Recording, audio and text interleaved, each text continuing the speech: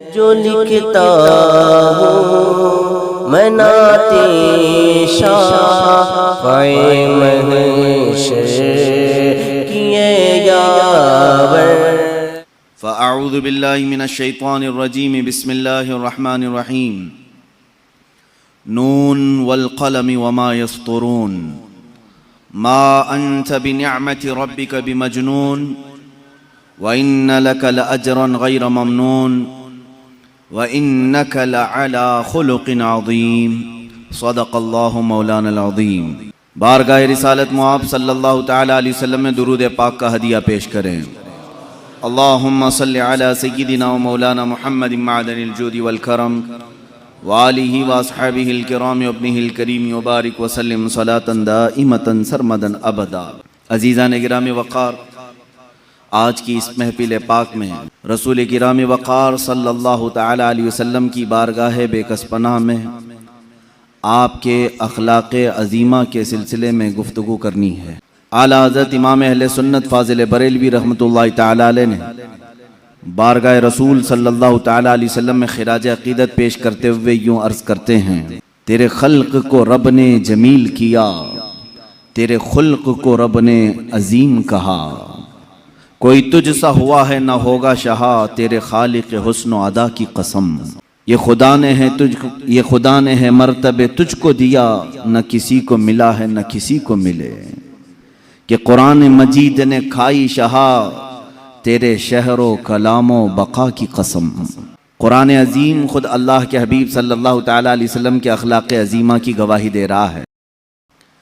میں آپ کو یوں بتا دوں کہ انسان صرف ایک جسم اور صورت کا نام نہیں ہے، انسان اچھی عادتیں اور اچھے اخلاق کا پیکر ہو تو وہ انسان کہلایا جاتا ہے، اور انسان کی سب سے عظیم چیز جو اسے ممتاز کرتی ہے، عزت بخشتی ہے، اس کے وہ اچھے عادات ہیں، اس کے اچھے اخلاق ہیں، جس کو آپ کیریکٹر کہیں، عادتیں کہیں، اور جبلت کہیں، خصلت کہیں، یہ وہ تمام چیزیں ہیں جس میں انسان ڈھل کر کے سارے لوگوں میں ممتاز بنتا ہے۔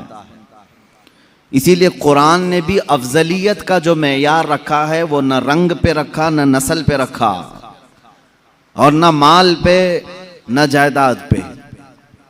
قرآن عظیم نے کہیں پر افضل ہونے کا جو معیار رکھا ہے وہ یوں نہیں کہا کہ تم میں جو سب سے گورا ہے وہ سب سے عزت والا ہے۔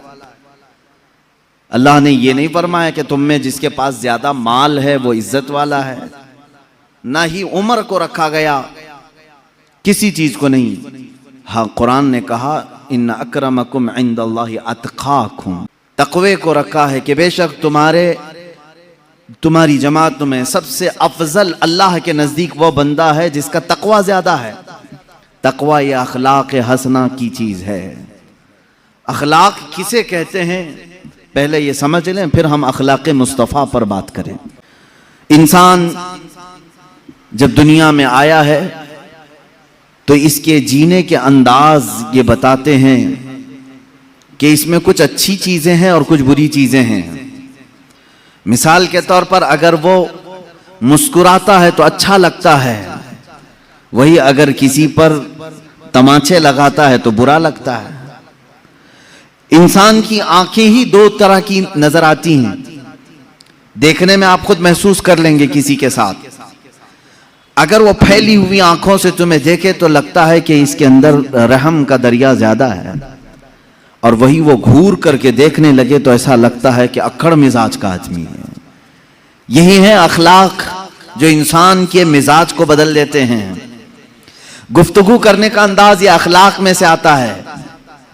بات کرو کسی کے سامنے بیٹھ کر 5 منٹ، پتہ چلے گا اگر نرم گفتگو کرتا ہے تو اس کی طبیعت معلوم پڑ جاتی ہے، سخت گفتگو کرتا ہے اسی وقت آپ کترانے لگتے ہیں اور محفل سے اٹھنے کی کوشش کرتے ہیں۔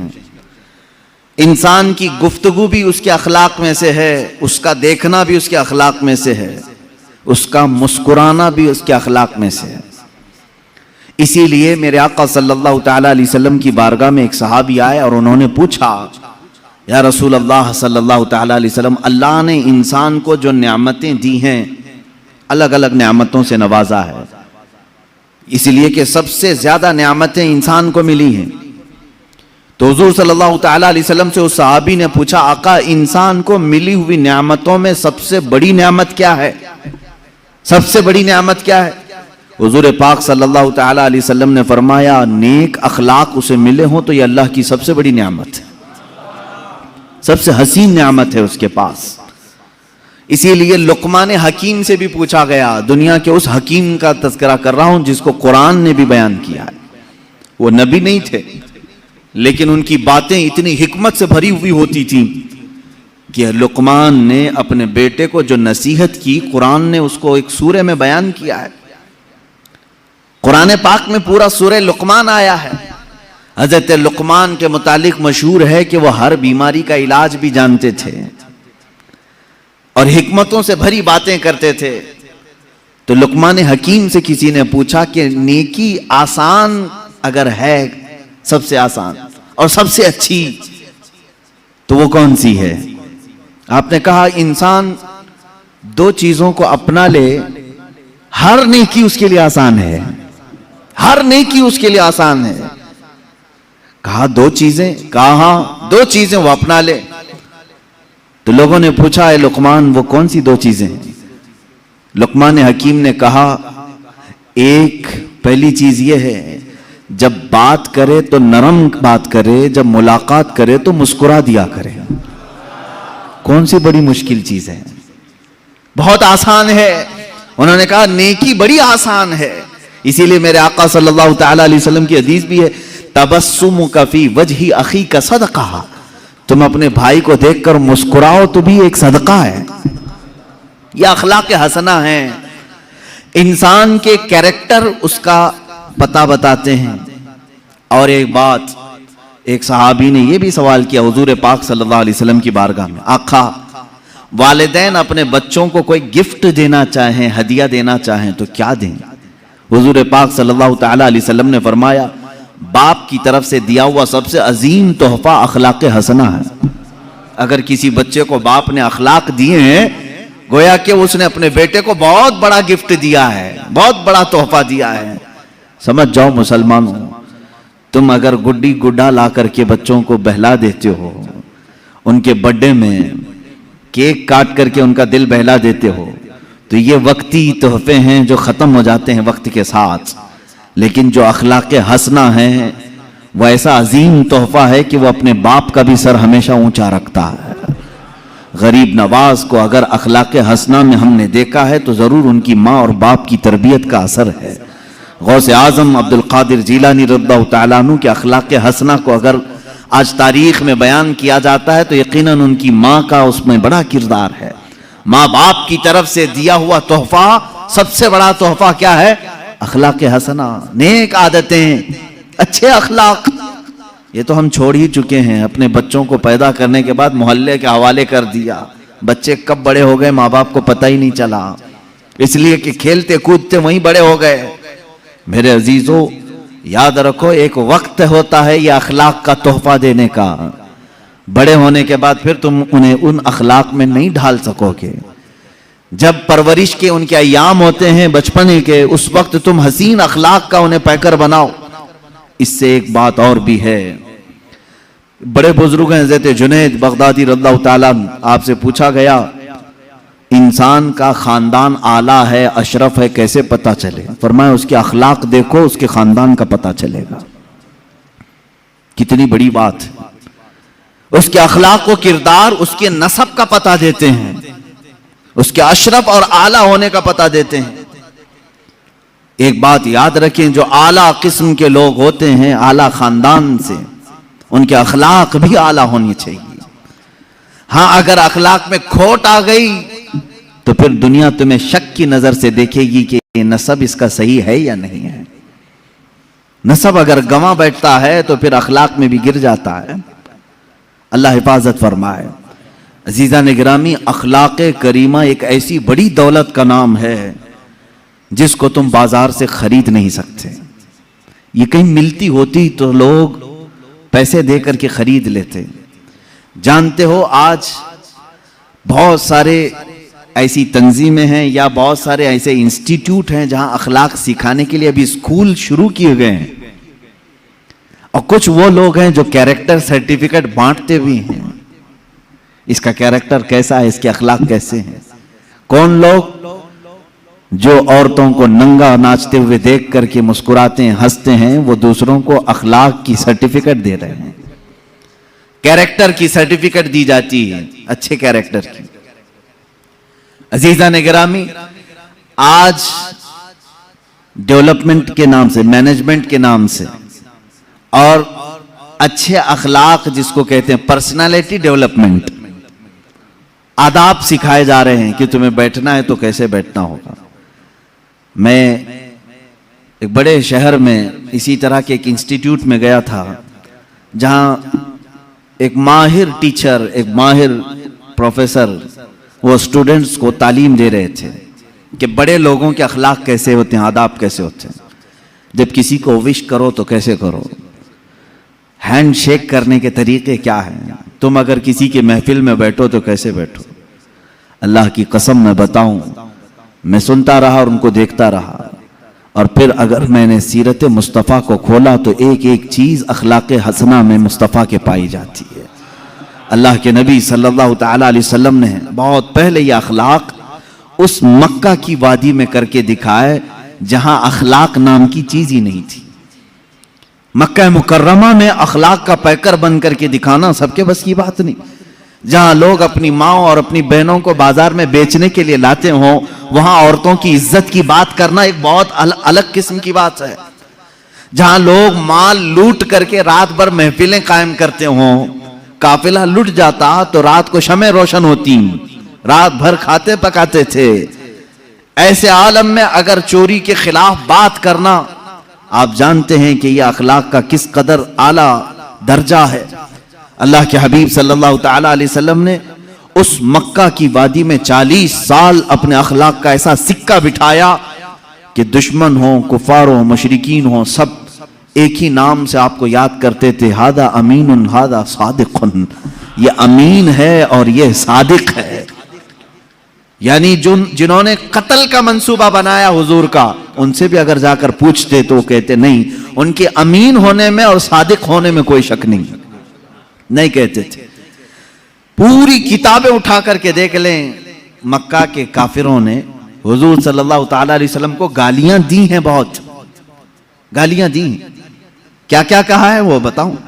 جادوگر کہا، مجنو کہا، مرگی والا کہا، معاذ اللہ شاعر کہا، لیکن پورے مکہ کے کافروں کی باتوں کو کھنگال کر کے نکالو، کہیں کسی چھوٹے کافر نے یا بڑے کافر نے میرے آقا کے اخلاق پر ایک بات بھی نہیں کہی، ایک بات بھی نہیں۔ گالی دینے والا تو ذات کو بھی گالی دیتا ہے، کیریکٹر کو بھی گالی دیتا ہے، لیکن مکہ والوں نے ایسی گالی حضور کو کبھی نہیں تھی۔ ہاں وہ جھوٹی باتیں تھے جو کرتے تھے، جادوگر کہنا، شاعر کہنا، مجنو کہنا، لیکن کبھی حضور پاک صلی اللہ تعالی علیہ وسلم کو انہوں نے جھوٹا نہیں کہا، اس لیے کہ جھوٹ اخلاق ذمیمہ ہے، گرے ہوئے اخلاق میں سے۔ انسان کہاں گر جاتا ہے؟ جہاں اس کی عادتوں میں جھوٹ داخل ہو گیا۔ کبھی رسول کریم صلی اللہ تعالی علیہ وسلم کو مکہ والوں نے لالچ کی تہمت نہیں لگائی، اس لیے کہ انسان رذالت زلالت کے عمیق گہرے کھائی میں گر جاتا ہے جب وہ لالچی بنتا ہے۔ حضور پاک صلی اللہ تعالی علیہ وسلم کو ہوس یا نفسانی خواہش کے تعلق سے کبھی انہوں نے الزام نہیں لگایا، نہ تہمت لگائی، کبھی اس طرح کے جملے نہیں کہے۔ دشمنوں کی بات کر رہا ہوں میں، اس لیے کہ ہوس اور نفسانی خواہشات انسان کو حیوان بنا دیتی ہیں۔ اللہ کے حبیب صلی اللہ تعالی علیہ وسلم اس دنیا میں تشریف لائے، سب سے اعلیٰ اخلاق لے کر کے آئے۔ خود میرے آقا صلی اللہ تعالی علیہ وسلم کی زبان سے سنیں میرے عزیز و حضور فرماتے ہیں، بعثت لأتمم مکارم الاخلاق، میں دنیا میں اس لیے آیا ہوں کہ اخلاق کے پیمانے جتنے بھی ہیں سب سے اعلیٰ اخلاق تمہارے سامنے پیش کروں۔ ایک بات یاد رکھنا، قرآن نے کہا ہے حضور کے اخلاق کے بارے میں، وَإِنَّكَ لَعَلَىٰ خُلُقٍ عَظِيمٍ، اے حبیب آپ سب سے عظیم اخلاق پر پیدا کیے گئے ہیں. قرآن گواہی دے رہا ہے. اسی لیے ماں عائشہ صدیقہ رضی اللہ تعالیٰ عنہ کے پاس کچھ صحابہ آئے اور پوچھا ماں آپ رسول کریم صلی اللہ تعالیٰ علیہ وسلم کی رفیق حیات ہیں, محبوب سید الانبیاء ہیں, آپ نے حضور پاک صلی اللہ علیہ وسلم کے شب و روز کو دیکھا ہے, حضور پاک صلی اللہ تعالیٰ علیہ وسلم کی سیرت کے کچھ جھلکیاں ہمیں بھی بیان فرمائے. سیدہ عائشہ صدیقہ رضی اللہ تعالیٰ عنہ نے سوال کرنے والوں سے یہ پوچھا کیا تم لوگوں نے قرآن نہیں پڑھا؟ قرآن نہیں پڑھا؟ انہوں نے کہا ہم نے قرآن پڑھا ہے, ہم بات کر رہے ہیں, آپ سے سوال کر رہے ہیں حضور پاک کے اخلاق کے. ماں عائشہ صدیقہ رضی اللہ تعالیٰ عنہ فرماتی ہیں کان خلقہ القرآن, قرآن پڑھو, یہی سارے اخلاق میرے مصطفیٰ کے ہیں. قرآن سے ہٹے ہوئے ایک بھی عادت اللہ کے حبیب صلی اللہ تعالیٰ علیہ وسلم کی ذات میں نہیں ہے.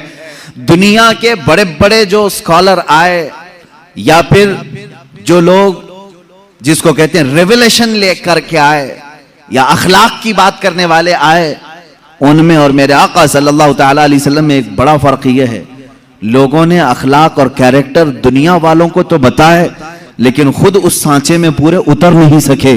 لیکن نبی کی ذات وہ ہے جس اخلاق کی بات کی پہلے وہ اخلاق حضور کی زندگی میں پائے جاتے ہیں. سچ بولنے کا حکم فرمایا حضور پاک صلی اللہ علیہ وسلم نے. پوری 63 سالہ زندگی کا ایک دن ایک لمحہ کسی نے حضور صلی اللہ تعالیٰ علیہ وسلم کو جھوٹ نہ کہتے ہوئے سنا, نہ کسی کو مذاق میں بولتے ہوئے سنا, کبھی نہیں. حضور پاک صلی اللہ تعالیٰ علیہ وسلم کی بات تو بہت دور کی ہے میرے عزیزوں, جنہوں نے حضور کی حدیثیں بیان کی ہیں ان کی زندگی جھوٹ سے محفوظ ہے, ان کی زندگی جھوٹ سے محفوظ ہے. حضرت سیدنا امام بخاری رضی اللہ تعالیٰ جو بخاری شریف حضور کی حدیثیں جمع کیے ہیں, جھوٹ سے اتنا احتراز کرتے تھے, اتنا کہ اگر کسی محدث کے بارے میں ان کو معلوم ہو جاتا کہ زندگی میں کبھی انہوں نے مذاق میں بھی جھوٹ کہا ہے تو ان کے پاس وہ حدیث سننے کے لیے بھی نہیں جاتے. امام بخاری رضی اللہ تعالیٰ نہیں جاتے. حدیث رسول بیان کرنے والوں کی یہ شان ہے کہ پوری زندگی انہوں نے جھوٹ نہیں کہا. تو رسول پاک صلی اللہ تعالیٰ علیہ وسلم کے اخلاق کریمانہ کا کیا حال ہے؟ امام بخاری رحمۃ اللہ تعالیٰ علیہ جو حدیثیں جمع کیے ہیں بخاری شریف میں, کتنا احتیاط, کتنا احتیاط, اللہ کی پناہ. ایک بڑے محدث کے بارے میں آپ کو پتا چلا کہ ان کے پاس حضور صلی اللہ تعالیٰ علیہ وسلم کی حدیثیں ہیں. امام بخاری ان کے پاس گئے کہ ان کی زبان سے سنوں اور اپنی کتاب میں حدیث لکھوں. جب گئے تو وہ جو بڑے شیخ تھے, محدث تھے, ان کا نام مشہور تھا, بہت حدیثیں ان کو یاد ہیں. امام بخاری ان کے پاس گئے تو دیکھا ان کا گھوڑا جو ہے بدک گیا تھا, سرکش ہو گیا تھا, ہاتھ میں نہیں آ رہا تھا, اور وہ اپنے گھوڑے کو قابو میں کرنے کے لیے بہت کوششیں کر رہے تھے. گھوڑا جو ہے ہاتھ میں نہیں آ رہا تھا. انہوں نے اپنا دامن یوں اٹھایا جیسے دامن کے اندر چارہ ہو, چارہ دکھا کر کے اپنا دامن یوں کر کے گھوڑے کو بلانے لگے, آ آ کہہ کے. گھوڑا قریب آتا گیا, قریب آتا گیا. چارے کی آس میں وہ گھوڑا قریب آیا. جب وہ قریب آیا تو آپ نے دامن چھوڑ دیا, گھوڑے کی ناتی پکڑ لی, رسی پکڑ لی. امام بخاری رحمۃ اللہ تعالیٰ علیہ وہیں سے واپس ہونے لگے. کہا کہ میں ان سے حدیث نہیں سنوں گا. اس محدث نے روکا کہ آپ آئے تھے حدیث سننے کے لیے, کیوں جا رہے؟ کہا جو اپنے گھوڑے کو جھوٹ بول سکتا ہے مجھے حدیث رسول بھی جھوٹ بول سکتا ہے, میں اس سے حدیث نہیں سنتا. میرے عزیزو, جھوٹ سے احتراز محدثین کی زندگی میں ہے. امام الانبیاء کے اخلاق تو بہت اعلیٰ ہے, اور جھوٹ سے احتراز کرنا اتنا اہم ہے میرے عزیزو, اتنی ضروری بات. ایک بات یاد رکھیں, جو جھوٹا نہیں ہوتا وہ بہت سکون سے سوتا ہے, اور جھوٹ بولنے والے کا سکون غارت رہتا ہے, ہمیشہ بے اطمینان رہتا ہے. ایک سچ کو چھپانے کے لیے اس نے جھوٹ بول دیا, لیکن اس جھوٹ کی لاج رکھنے کے لیے اس کو اور 100 جھوٹ بولنے پڑتے ہیں. اس کے علاوہ الگ الگ الگ گڑنا پڑتا ہے. دوسرا جھوٹ, پھر تیسرا جھوٹ, پھر چوتھا جھوٹ. یہ جھوٹ اخلاق ذمیمہ ہے, گرے ہوئے اخلاق میں سے ہے. اور میرے آقا صلی اللہ تعالیٰ علیہ وسلم کے اخلاق اس جھوٹ کے اپوزٹ ہے. حضور اکرم صلی اللہ تعالیٰ علیہ وسلم کے لقب میں صادق نام ہے. کیا آپ نے نہیں سنا حضور صادق الامین ہے؟ اللہ کے نبی صلی اللہ تعالیٰ علیہ وسلم کے اخلاق کو اپناؤ میرے عزیزو. جھوٹ کو اپنی زندگی سے نکالو، یہاں تک کہ اپنے بچوں کو بھی اس کی سختی سے تاکید کرو۔ فارسی میں ہم نے ایک مقولہ پڑھا تھا، دروغ گورا حافظہ نہ باشد، جھوٹ بولنے والے کی یادداشت کمزور ہو جاتی ہے، اس کو یاد نہیں ہوتا۔ قرآن یاد کرنے والا ہو، کوئی بھی کتاب یاد کرنے والا ہو، وہ یہ سمجھ لے کہ جھوٹ بولے گا تو اس کا حافظہ کمزور ہو جائے گا، یادداشت سلامت نہیں رہتی۔ جھوٹ ایک ایسی نحوست ہے جو انسان کی زندگی کی طمانینت اور اس کے سکون کو غارت کر دیتی ہے۔ اسی لیے میرے آقا صلی اللہ تعالیٰ علیہ وسلم کے پاس ایک شخص آیا اور اس نے کہا کہ میرے پاس بہت بری عادتیں ہیں، بہت ساری، میں بیان تو نہیں کروں گا لیکن میں سب نہیں چھوڑ سکتا، کوئی ایک چیز آپ بولیں ایک ہی چھوڑوں گا لیکن وعدہ کر کے چھوڑوں گا، شراب پیتا ہوں، جوا کھیلتا ہوں، یا جو بھی کام ہیں، بہت ساری بری عادتیں ہیں، لیکن آپ ایک عادت کو بولے میں چھوڑ دوں گا، وعدہ کروں گا۔ حضور نے فرمایا پکا وعدہ کرے گا؟ اس نے کہا ہاں۔ اللہ کے نبی صلی اللہ تعالیٰ علیہ وسلم نے فرمایا ٹھیک ہے، آج سے تو صرف جھوٹ چھوڑ دے، آج سے صرف تو جھوٹ چھوڑ دے، جب بھی میں تجھ سے سوال کروں گا تو جھوٹ نہیں بولے گا۔ اس نے کہا بالکل، میں نے آپ کے ہاتھ پر ہاتھ رکھا، وعدہ کر لیا۔ عرب کے لوگ بڑے پکے بھی ہو جاتے تھے، کسی بات کا عزم کر لیتے تو اس پر اٹل ہو جاتے۔ بہت ساری برائیاں چھپی ہوئی تھیں، معلوم نہیں تھیں، لوگوں پہ ظاہر نہیں تھی۔ کہا دوسری نہیں چھوڑوں گا میں، کہا ٹھیک ہے، دوسری نہیں چھوڑنا، ایک جو آپ نے کہا وہی چھوڑوں گا۔ گھر گیا، اس کے بعد اس کی دوسری جو عادتیں تھیں، خواہ وہ شراب کی ہو یا جوے کی ہو، جیسی ہی اس عادت کے قریب جاتا اسے میرے آقا صلی اللہ علیہ وسلم کا خیال آتا، کل اگر محفل میں جاؤں گا، حضور نے اگر سوال کر لیا کل شراب پیا تھا، وعدہ کر کے آیا ہوں، جھوٹ تو نہیں بول سکتا، اور سچ بولوں گا تو سب میں ذلیل بھی ہو جاؤں گا، کوڑے بھی کھانے پڑ سکتے ہیں۔ جوا کی طرف اگر دھیان گیا تب پھر خیال آیا کل اگر اس کے بارے میں پوچھا گیا تو کیا جواب دوں گا، جھوٹ تو نہیں بول سکتا، آج وعدہ کر کے آیا ہوں۔ ایک رات میں ہر برائی کا خیال کرتا رہا اور پھر میرے مصطفیٰ کا بھی خیال آتا رہا۔ دوسرے دن وہ سکون کی نیند سو کر آیا، بارگاہ مصطفیٰ صلی اللہ علیہ وسلم میں حشاش وشاش طبیعت تھی، جو جھوٹ نہیں بولتا وہ بہت سکون سے رہتا ہے، اس کی طبیعت میں گھبراہٹ نہیں ہوتی۔ حضور پاک صلی اللہ تعالیٰ علیہ وسلم کی محفل میں آیا اور جو اس نے سوچا تھا وہی سوالات حضور نے کیا بھی۔ کہا کل ایسا تو نہیں کہ تو نے شراب پیا؟ کہا یا رسول اللہ ہرگز نہیں پیا۔ جوا کھیلا تھا؟ کہا ہرگز نہیں کھیلا۔ جتنی برائیوں کا حضور نے پوچھا بالکل نڈر ہو کر کے سچ بات کہا اور کہا اے میرے مولا تو نے ایسا رسول بھیجا، ایک برائی کو مجھ سے چھڑایا، اس کی صدقے میں اللہ پوری برائیاں ختم ہو گئی۔ یہ زندگی کا معیار یاد رکھو، جھوٹ ام الخبائث ہے، برائیوں کی ماں ہے، یہاں سے بہت ساری برائیاں تمہارے اندر جڑ پکڑتی ہیں۔ جھوٹا آدمی منافق ہوتا ہے، نفاق اس کے دل میں آنے لگتا ہے، اسی لیے کہ میرے آقا صلی اللہ تعالیٰ علیہ وسلم سے پوچھا گیا تھا منافق کی علامت کیا ہے، اس میں پہلی علامت حضور نے فرمایا بات کرے گا تو جھوٹ بولے گا۔ یہاں آج لوگوں کی عادت سی پڑ گئی ہے اور قسمیں کھاتے ہیں اس پر، جھوٹ پر پھر قسم بھی کھاتے ہیں، ماں کی قسم، باپ کی قسم، خدا کی قسم، معاذ اللہ۔ میرے عزیزو تم یہ سوچتے ہوں گے کہ زبان سے نکلا ہے کیا ہونا کیا ہے، یاد رکھو اللہ کے حبیب صلی اللہ تعالیٰ علیہ وسلم نے فرمایا قیامت کے دن بہت سارے وہ لوگ ہوں گے جن کو صرف یہ زبان کا ٹکڑا دوزخ میں لے جا رہا ہوگا، یہ گوشت کا ٹکڑا دوزخ میں لے جا رہا ہوگا، اس لیے کہ جھوٹ بولتے تھے۔ اور یہاں تک کہ ایک حدیث ہے، اللہ کے حبیب صلی اللہ تعالیٰ علیہ وسلم فرماتے ہیں انسان پہلے جھوٹ بولتا ہے، پھر دوسرا بولتا ہے، پھر تیسرا جھوٹ بولتا ہے، اتنا بولتا ہے کہ اللہ کے ہاں اسے کذوب لکھ دیا جاتا ہے، یعنی جھوٹا لکھ دیا جاتا ہے۔ اور ایک بندہ ہے جو سچ بولتا ہے اور سچ پر قائم رہتا ہے، ڈٹا رہتا ہے، اللہ کے ہاں وہ ہمیشہ کے لیے سچا لکھ دیا جاتا ہے۔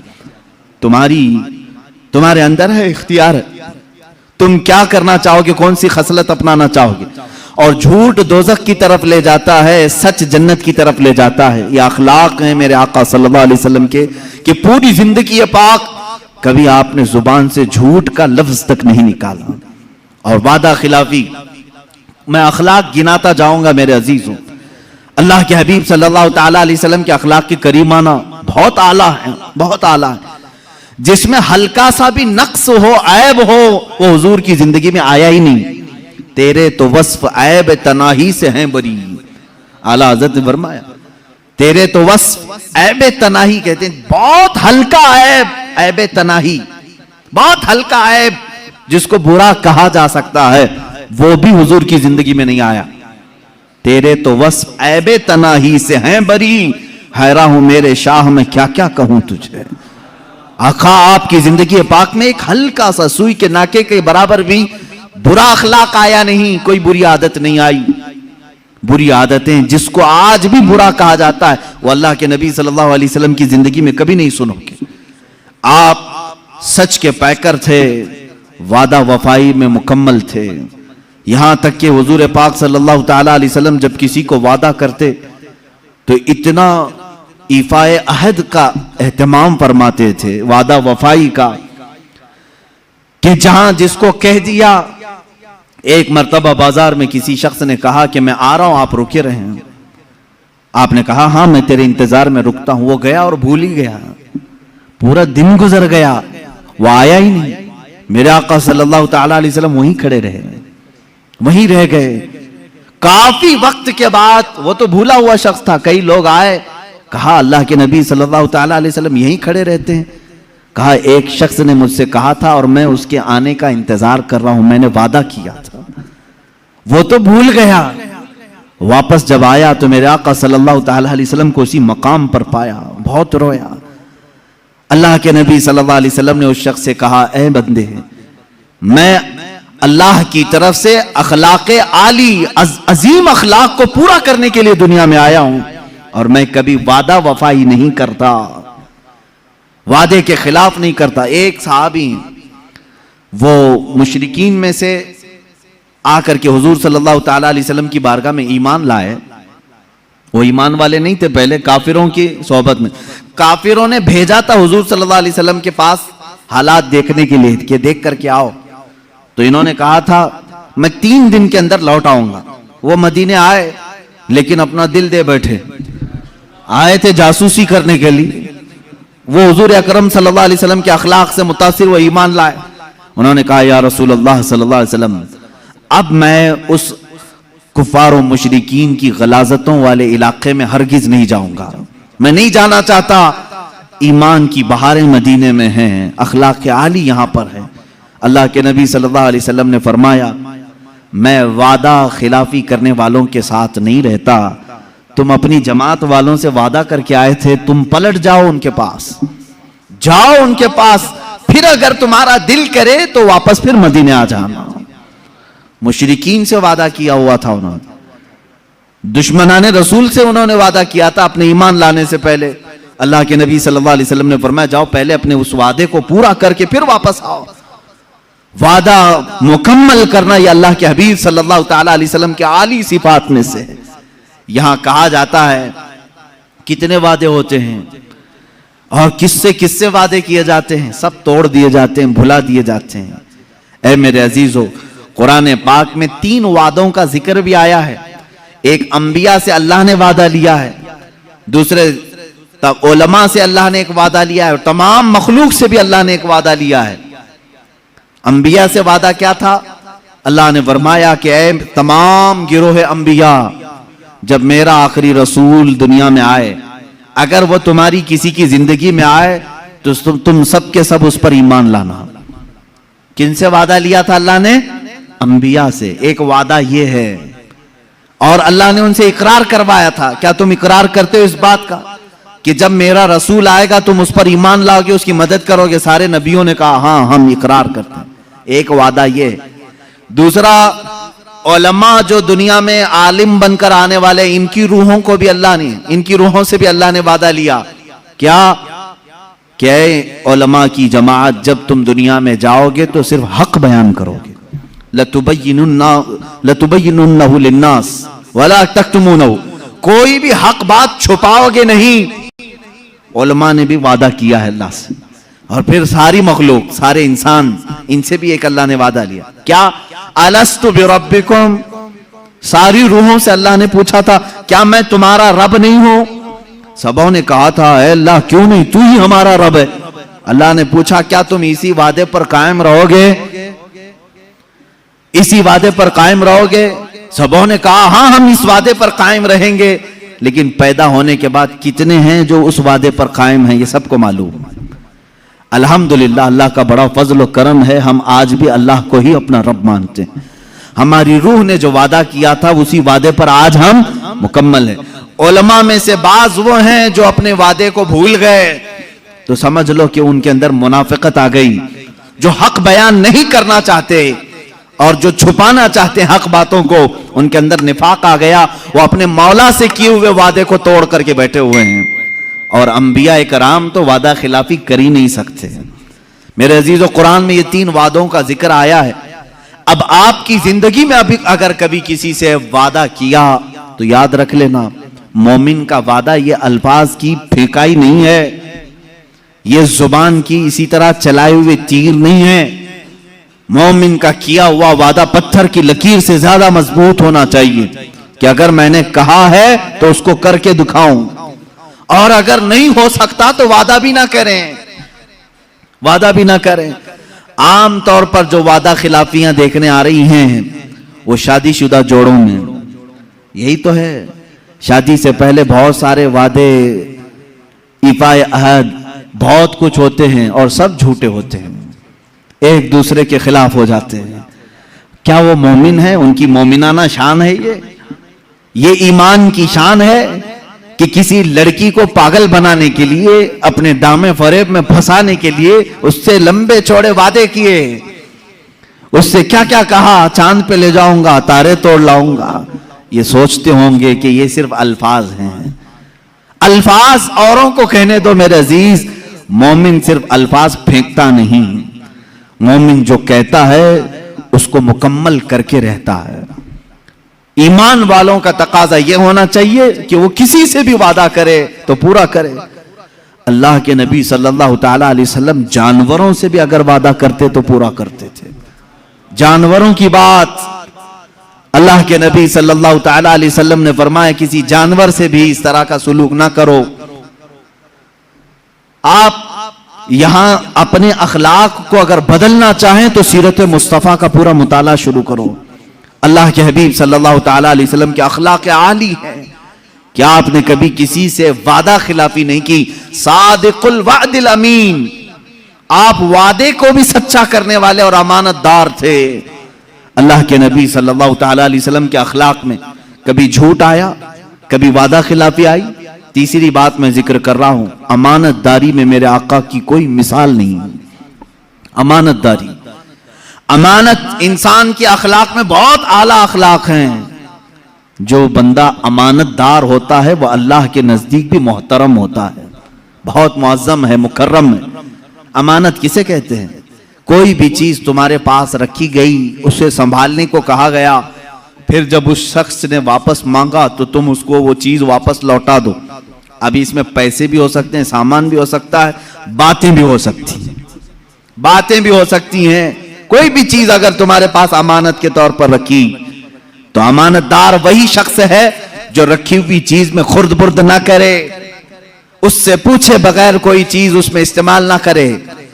आपने अगर मेरे पास 1000 रुपये रखे और कहा यह अमानत है, आप इसको संभालें, मैंने उसको संभाला, 1 महीने के बाद आप दोबारा आए, मैंने अगर वो 1000 वापस तुम्हें लौटा दिए तो अमानतदार कहलाऊंगा। 1 रुपये भी खाया था तो खयानतदार, नहीं देने की बात किया तो और बड़ा झूठा धोखेबाज।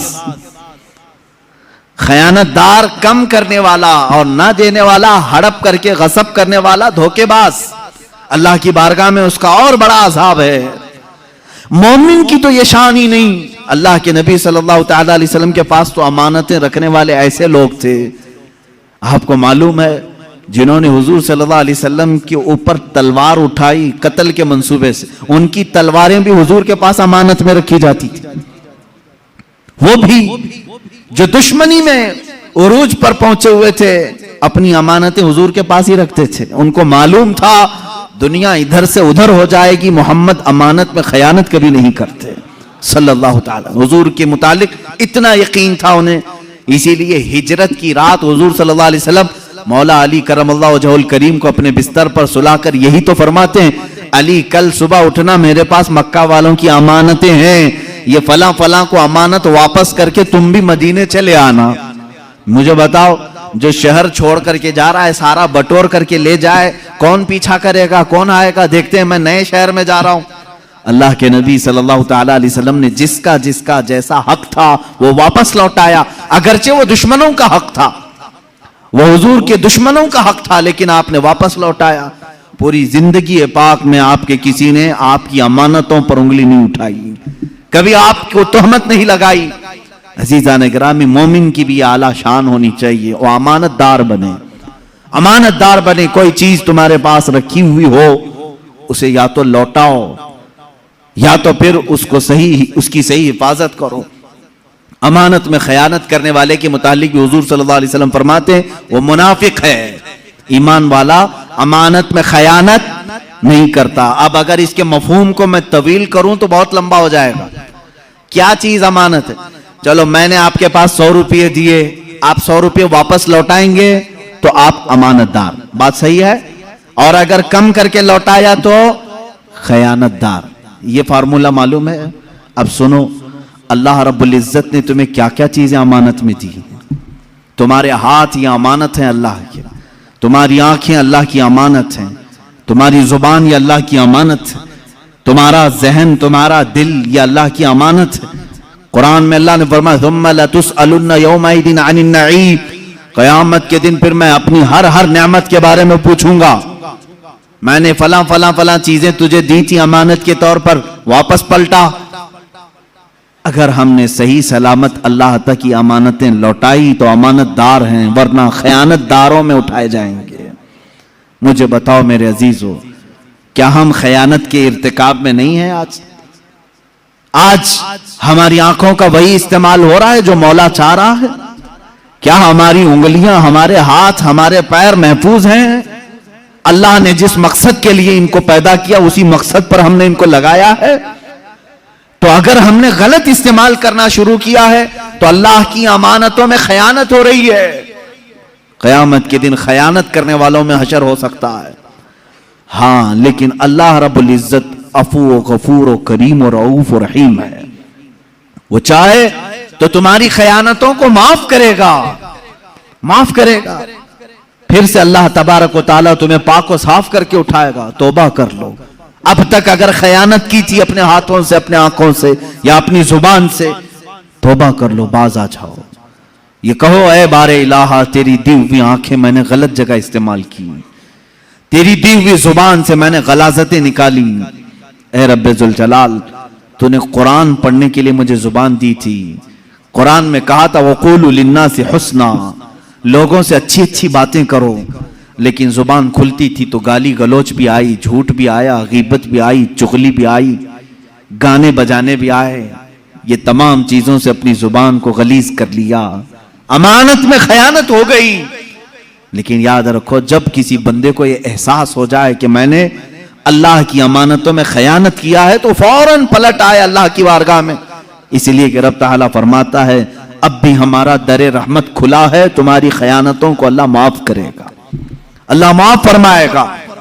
عزیزان گرامی وقار, رسول کریم صلی اللہ تعالیٰ علیہ وسلم کے اخلاق میں جھوٹ کبھی نہیں آیا, وعدہ خلافی کبھی نہیں آئی, امانت میں خیانت کبھی نہیں آئی. یہ تو وہ چیزیں ہیں جو منافقت پیدا کرتی ہیں. حضور اکرم کی زندگی پاک میں کبھی یہ چیزیں نہیں آئی. اب ذرا اللہ کے حبیب صلی اللہ تعالیٰ علیہ وسلم کے معاشرتی اخلاق میں بتاؤں. معاشرتی اخلاق کا مطلب کیا ہے؟ کہ ایک سوسائٹی میں رہنے کے لیے کون سے اخلاق کی ضرورت ہے, کیسی عادتیں ہونی چاہیے آپ کے اندر سوسائٹی میں رہیں. دیکھیں, اخلاق ایک بہت بڑا ٹاپک ہے, اور اس پر اگر مسلمان پورا نہیں اترا تو میں سمجھتا ہوں کہ وہ اسلام میں پورا آیا ہی نہیں. حضور صلی اللہ تعالیٰ علیہ وسلم سے پوچھا گیا دین کیا ہے, حضور نے فرمایا اخلاق.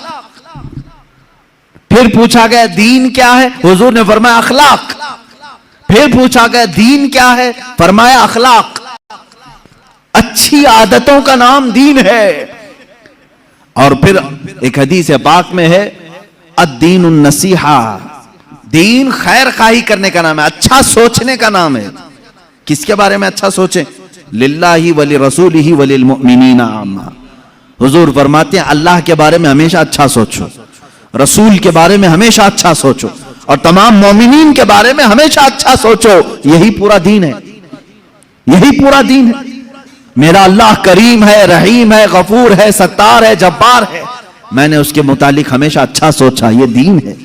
رسول کے بارے میں اچھا سوچو، لرسول ہی، میرے رسول اعلیٰ اخلاق والے ہیں، محبتوں کے پیکر ہیں، رسول کریم جود و سخا کے حامل ہیں، رسول کریم صلی اللہ تعالی علیہ وسلم دنیا کے سب سے اشرف اعلیٰ اکمل انسان ہیں، اجمل انسان۔ میں نے اچھا سوچا حضور کے متعلق، یہ دین ہے۔ اور پھر رہی بات مومنین کے لیے بھی حضور نے فرمایا اچھا سوچو، وَلِلْمُؤْمِنِينَ عَامَّةً، تمام مومنوں کے بارے میں خیر خواہی کرو، یہ اخلاق ہے اور یہی دین ہے۔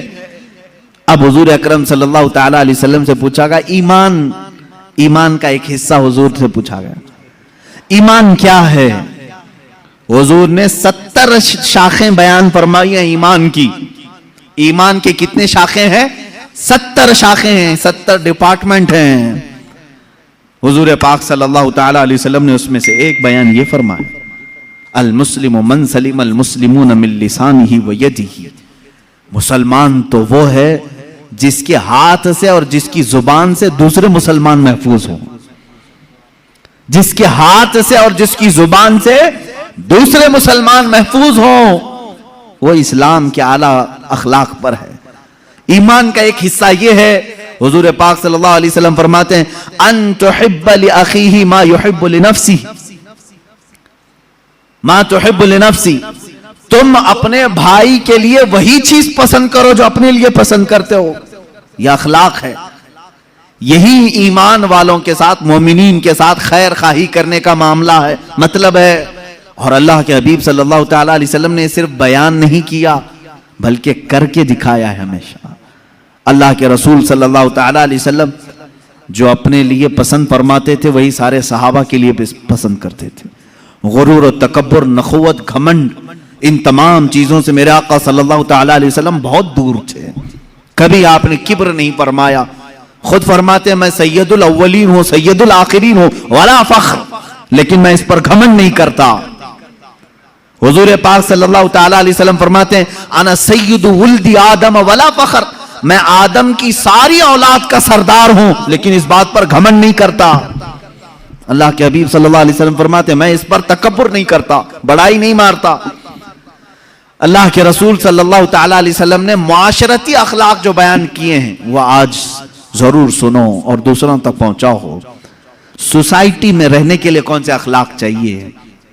آپ ایک معاشرے میں رہ رہے ہیں، ایک محلے میں رہ رہے ہیں، آپ کے اخلاق کیسے رہیں؟ رسول کریم صلی اللہ تعالی علیہ وسلم کی تعلیمات جب پڑھو، اللہ اللہ، میرے آقا فرماتے ہیں میری امت میں سے وہ ایمان والا ہے ہی نہیں کہ رات کو کھانا پیٹ بھر کر کھا کے سویا ہو اور اس کا پڑوسی بھوکا سو رہا ہو۔ اس کے پڑوسی کے گھر میں اگر کھانا نہیں تھا اور تمہارے گھر میں کھانا پکا تھا تو تم کو اللہ کے نبی صلی اللہ علیہ وسلم نے فرمایا ابھی تم ایمان کے درجے کو پہنچے نہیں۔ یہ ہے معاشرتی اخلاق، سوسائٹی کے اخلاق، کہ جس جگہ تم رہ رہے ہو اپنے ساتھ دوسروں کی فکر رکھنا۔ میں کھا رہا ہوں تو میرے بغل والے کا کیا حال ہے، اگر وہ لوگ بھی اچھے ہیں تو تم بھی اچھے کھاؤ۔ آپ کے گھر کے اگل بغل پڑوس میں سارے لوگ اچھی چیزیں کھا رہے ہیں تو تم بھی کھاؤ۔ یہاں تک کہ حضور اکرم صلی اللہ علیہ وسلم نے فرمایا جب تم سالن بنایا کرو تو پانی زیادہ ڈال لو۔ کیوں؟ پتلا سالن کھانا اچھا ہے؟ پتلا سالن کھانا اچھا ہے؟ حضور پاک صلی اللہ تعالی علیہ وسلم کے تعلیمات کا مفہوم میں بتا رہا ہوں۔ فرماتے ہیں کہ تم جب سالن بنایا کرو تو تھوڑا شوربے میں پانی زیادہ کر لو تاکہ تمہارے پڑوسیوں کو بھی تھوڑا اس میں دے سکو، اور اگر کوئی گاڑا سالن ہی دے سکتا ہے تو دے دے۔ یہ اس کے لیے فرمایا گیا جو بہت ہی غریب ہے اور کبھی سالن پکا رہا ہے، فرمایا گیا تو بھی اکیلا مت کھا، تیرے سالن میں تھوڑا پانی زیادہ کر کے دوسروں کو بھی شامل کر لے۔ یہ سوسائٹی کے اخلاق ہیں۔ یہ ساری چیزیں کیا آج ہم میں سے اٹھ نہیں گئی؟ ہمارے ہاں کتنے بیمار پڑے ہوں گے، ہم میں سے کوئی ان کو دیکھنے نہیں جاتا۔ عیادت کئی سنتیں ختم کر دی لوگوں نے، اور خاص طور پر شہری زندگی ایسی ہو گئی ہے، میں نے دیکھا ہے شہروں کی زندگی ایسی ہے کہ سیلفش ہو گئے لوگ، کسی دوسرے کی انہیں پرواہ نہیں، فکر نہیں، اور دوسروں کے سلسلے میں صرف اپنے گھر میں بیٹھ کر کے ڈسکس کرتے رہنا، باتیں بناتے رہنا، ان کی غیبت کرنا، ان کے گھر میں آنے جانے والوں پر نظر رکھنا۔ یہی اخلاق ہے سوسائٹی میں رہنے کے؟ سوسائٹی میں رہنے کے اخلاق یہ ہونی چاہیے کہ ایک جسم جس طرح سے ہو کہ اگر ہاتھ کو درد کرے تو پورے جسم میں بخار آ جائے، اگر محلے میں ایک بیمار ہو تو سارے لوگ فکر مند ہو جائیں اور سب دعا کریں کہ اے اللہ میرا پڑوسی بیمار ہے، اسے تو جلد شفا عطا کر۔ یہ ایمان والوں کا معاشرہ ہے جو میرے آقا صلی اللہ تعالیٰ علیہ وسلم کے اخلاق کا ایک شاہکار ہے۔ حضور پاک صلی اللہ تعالیٰ علیہ وسلم نے مدینہ طیبہ میں وہی اخلاق پیدا کیے۔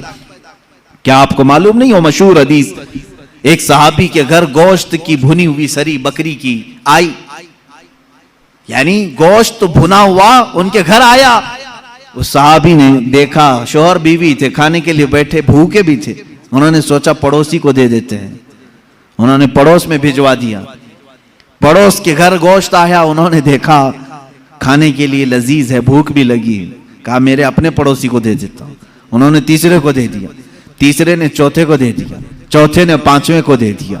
ہر ایک کے پاس یہ اخلاق ہے، یہاں تک کہ حدیث میں ہے وہ بکری کا بھنا ہوا گوشت گھومتے گھومتے پھر اسی پہلے صحابی کے گھر آ گیا، جہاں سے وہ گیا تھا وہیں آ گیا۔ اس کا مطلب ہے کہ مدینے میں حضور پاک صلی اللہ تعالیٰ علیہ وسلم نے اعلیٰ قسم کے انسانوں کی سوسائٹی بنائی تھی جو ایک دوسرے پر اپنی جان وارفتہ کرتے تھے، جان بچھاتے تھے۔ عزیزان گرامی وقار، ان اخلاق عظیمہ کو واپس لے آؤ۔ رسول کریم صلی اللہ تعالیٰ علیہ وسلم کے عظیم اخلاق میں سے یہ ہے کہ آپ دوسروں کی فکر کے لیے ہمہ وقت مصروف رہتے، یہاں تک کہ چند مثالیں میں آپ کو بتاؤں۔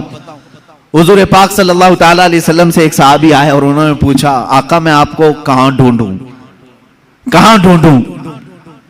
وہ ڈھونڈ کر کے آئے تھے مدینے میں، اور ایک جگہ حضور پاک صلی اللہ علیہ وسلم سے ملاقات ہو گئی، حضور نے دیکھا ان کو، مسکرایا، جواب کیا فرمایا؟ مسجد نبوی کی چوکھٹ میں، میرے گھر کے دروازے کے باہر نہیں، فرماتے ہیں ابغونی فی ضعفائکم، فرماتے ہیں تم مجھے اپنے کمزور اور غریب لوگوں میں ڈھونڈو، جو معاشرے کے غریب لوگ ہیں، جو کمزور ہیں، وہاں جاؤ، محمد تمہیں مل جائے گا۔ یہ میرے آقا صلی اللہ علیہ وسلم نے فرمایا ابغونی فی ضعفائکم، مجھے ڈھونڈو اپنے غریبوں میں، اپنے فقیروں میں۔ اللہ کے نبی صلی اللہ تعالیٰ علیہ وسلم کی یہ اخلاق کریمات تھے، اعلیٰ اخلاق تھے کہ لوگوں کی مزاج پرسی کرنا اور چھوٹے لوگوں کے ساتھ بھی وقت بتانا۔ یہاں تک کہ عدی بن حاتم، ایک بہت بڑے شخص کا نام میں بتا رہا، حاتم تائی کا نام کون نہیں سنا ہوگا؟ دنیا کا ایک مشہور سخی آدمی حاتم تائی، جو اتنا بانٹتا تھا لوگوں کو کہ کبھی اس نے نہ نہیں کہا۔ مشہور ہے کہ اس کے 7 دروازے تھے محل کے، ایک دروازے سے کوئی آتا اس کو اتنا دیا جاتا، پھر دوسرے دروازے پر آتا تو اتنا اور دیا جاتا، تیسرے دروازے پر آتا تو اتنا اور دیا جاتا۔ 7 دروازوں پر اگر کوئی ایک مانگنے والا آتا تو 7 دروازوں سے حاتم تائی دیتا تھا۔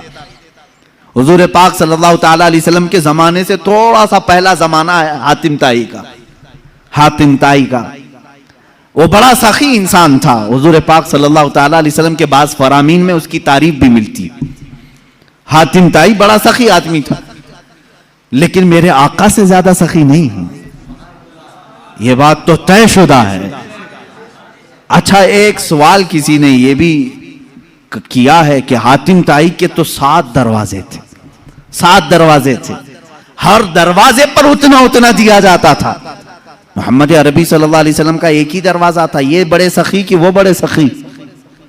حاتم تائی بڑا سخی ہے، 7 دروازے بانٹنے کے لیے رکھتا۔ ایک عاشق رسول نے جواب دیا، میاں سائل کو، فقیر کو دوسرے دروازے کی حاجت اس وقت ہوتی ہے جب پہلے دروازے سے پیٹ بھر کر نہیں ملتا، یہاں تو اتنا دیا جاتا ہے کہ دوسرے دروازے کی حاجت ہی نہیں۔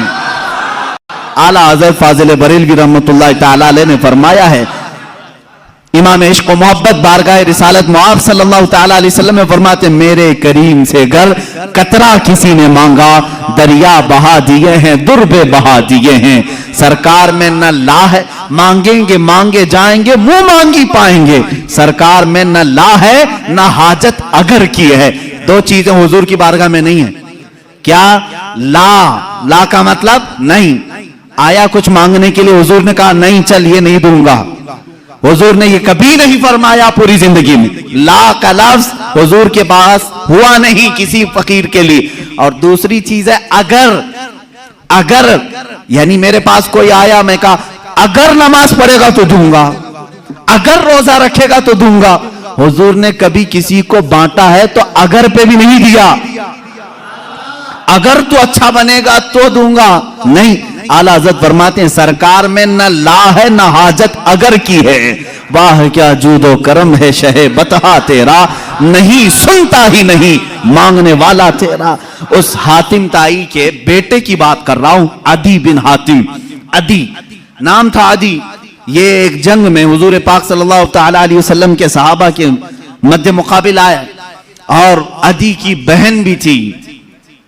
बहन गिरफ्तार होकर के आ गई। अदी भाग करके मुल्क शाम चले गए। वो यमन में रहते थे, यमन में लड़ाई हुई, सहाबा गालिब आए, वो यमन से फरार होकर मुल्क शाम चला गया। अदी की बहन गिरफ्तार होकर मदीने तैयबा आई। हुजूर पाक सल्लल्लाहु ताला अलैहि वसल्लम ने सहाबा से फरमाया, अगरचे वो कैदी बनकर के आई, लेकिन हातिम की बेटी है, उसके साथ अच्छे अखलाक से पेश आओ। कैदियों के साथ अच्छे अखलाक से पेश आना मेरे आका की शान है।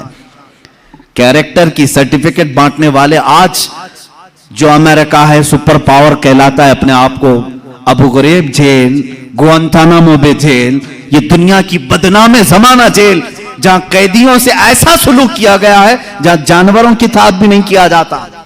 इराक के कैदी, इराक के, शाम के, ईरान के जो कैदी इनके यहां आए, उन जेलों में रख करके इतनी सजाएं दी गई, अल्लाह की पनाह। इनके अमेरिकी फौजियों ने कैदियों के मुंह में पेशाब किया है। ये तारीख में मौजूद चीजें हैं, और उनको अजियतों से ऐसा गुजारा है कि मैं बयान नहीं कर सकता उनके साथ क्या क्या किया जाता है। जानवरों से भी ज्यादा जलील उनके मुसले किए गए हैं, आंखों में सलाइयां फेरी गई। आज के जमाने में ये कैदियों के साथ इस तरह का सलूक करते हैं। अल्लाह के नबी सल्लल्लाहु ताला अलैहि वसल्लम ने कैदियों के साथ बुरा सलूक नहीं फरमाया। बदर से ही ले लें आप, जंगे बदर में तो 70 कैदी आ गए थे, लेकिन अल्लाह के नबी सल्लल्लाहु अलैहि वसल्लम ने किसी को न जलाने का हुक्म दिया न मारने का। बाद सहाबा कह रहे थे कि ये वही लोग हैं जो मक्का में सहाबा को मारते थे, कत्ल भी किया है इन लोगों ने, ये आज पकड़े गए, इनको मारें।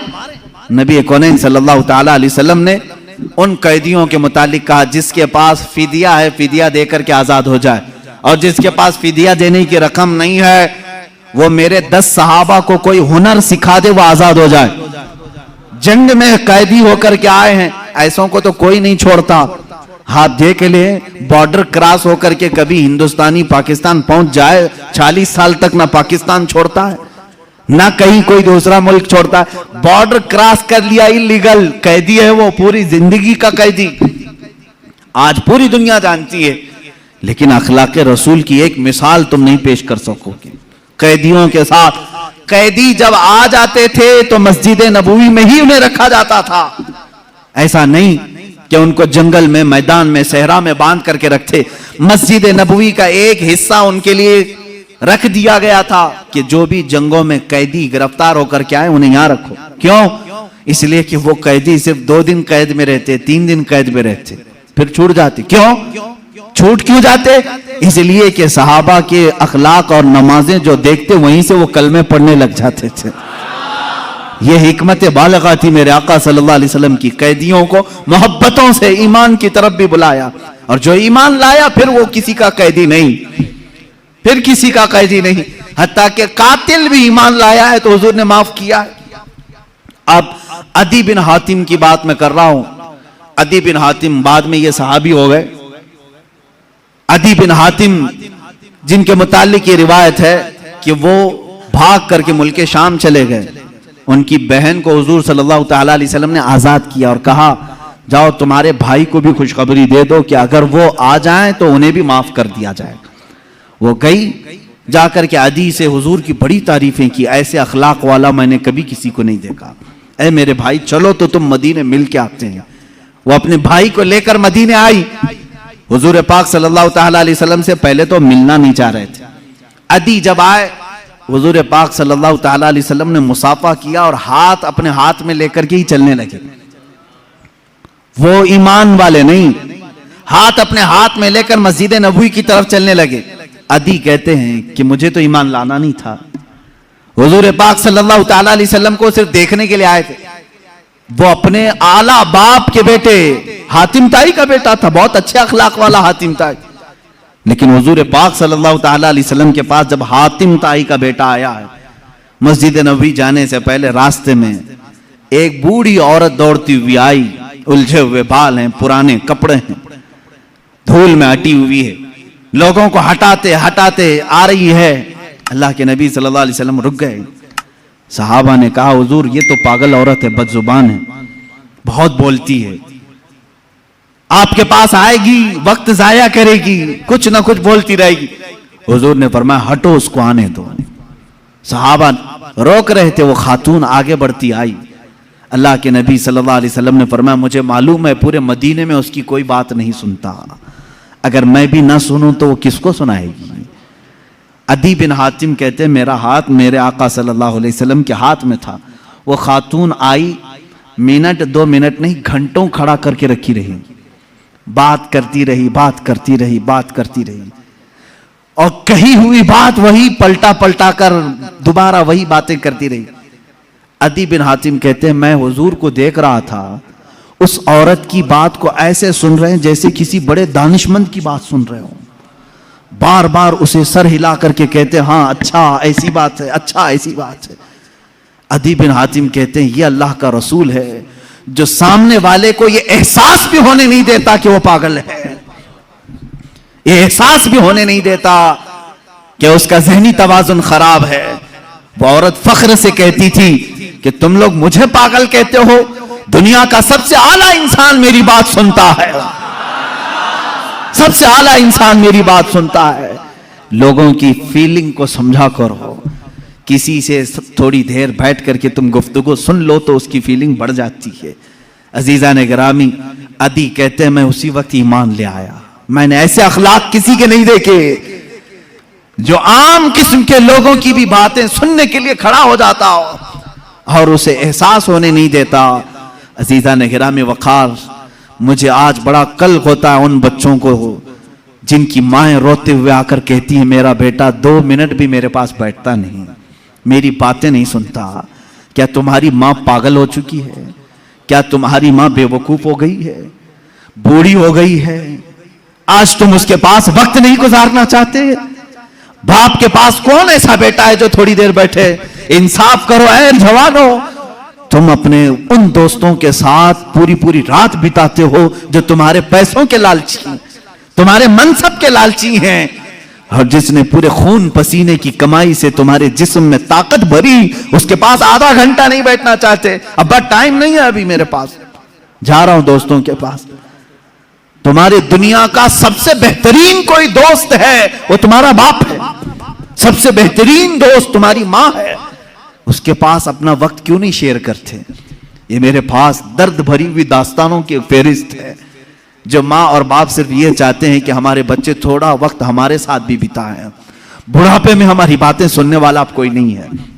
یاد رکھو تمہارے باپ اور ماں کی جو تم نے جوانی میں تعظیم کی یہ الگ مقام رکھتی ہے. اصل تعظیم تو وہ ہے جب تم جوان ہو اور وہ بوڑھے ہو چکے ہو, وہ پوچھی ہوئی بات کو بار بار پوچھ رہے ہوں تم سے, ایک ہی سوال کو دہرا رہے ہوں بار بار. تم چلا کر کے کہو گے اماں ابھی تو بتایا تھا, بار بار کیا پوچھتی ہے؟ نہ میرے عزیز, تم امت مصطفیٰ ہو. میرے آقا صلی اللہ تعالی علیہ وسلم ایک ایسی عورت جس کے مدینے میں کوئی بات نہیں سنتا, ایک ہی بات کو 70 بار سنا ہوگا, لیکن کبھی حضور نے نہیں فرمایا ابھی تھوڑی دیر پہلے تو نے کہا تھا, نہ, اس کی بات ہر بات سنتے رہے. اپنے ماں باپ میں سے جب کوئی بڑھاپے کو پہنچ جائے، وہ تم سے بار بار سوال کرنے لگے، تو انہیں یہ احساس بھی ہونے نہیں دینا کہ انہوں نے تم کو اس سے پہلے بھی کوئی بات پوچھی تھی۔ ہر بار نئی تازگی کے ساتھ جواب دو، ہاں اماں ایسی بات تو ہے۔ کبھی تمہاری ماں نے پوچھا بیٹا صبح ناشتہ کیے تھے؟ کہا ہاں اماں ناشتہ ہو گیا۔ تھوڑی دیر کے بعد پھر پوچھی اماں بیٹا ناشتہ کیے تھے؟ کہا ہاں اماں ابھی تو ناشتہ کیا تھا۔ پھر پوچھا اس نے ناشتہ کیے بیٹا؟ کہا ہاں اماں ناشتہ کیا۔ یہ نہیں کہ اماں ابھی تو بتایا پھر پوچھ رہی ہو، نہیں، اسے یہ احساس تک ہونے نہ دو کہ اس نے 2 بار تم کو پہلے پوچھا ہے۔ یہ ہے ماں باپ کی تعظیم، یہ ہے حسن اخلاق۔ اللہ کے نبی صلی اللہ تعالی علیہ وسلم ان کی باتیں سنتے تھے جن کی دنیا میں کوئی نہیں سنتا تھا۔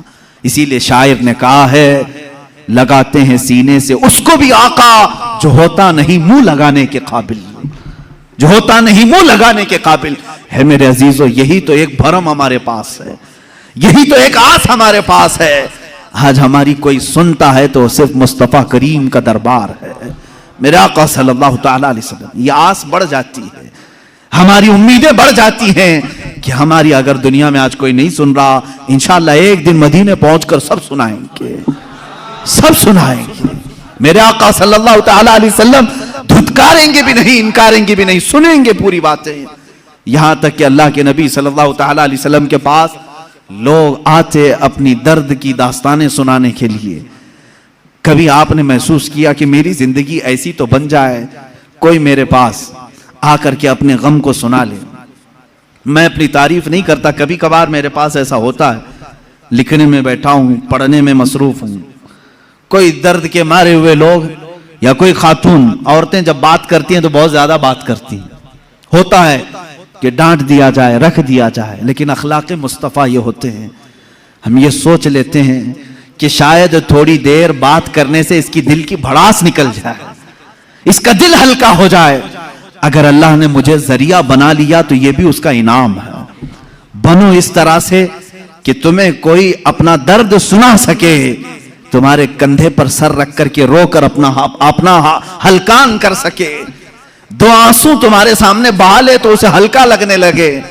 یہ نہیں کہ تم ہر ایک سے جی چھڑاتے ہوئے، جان چھڑاتے ہوئے بھاگتے رہو۔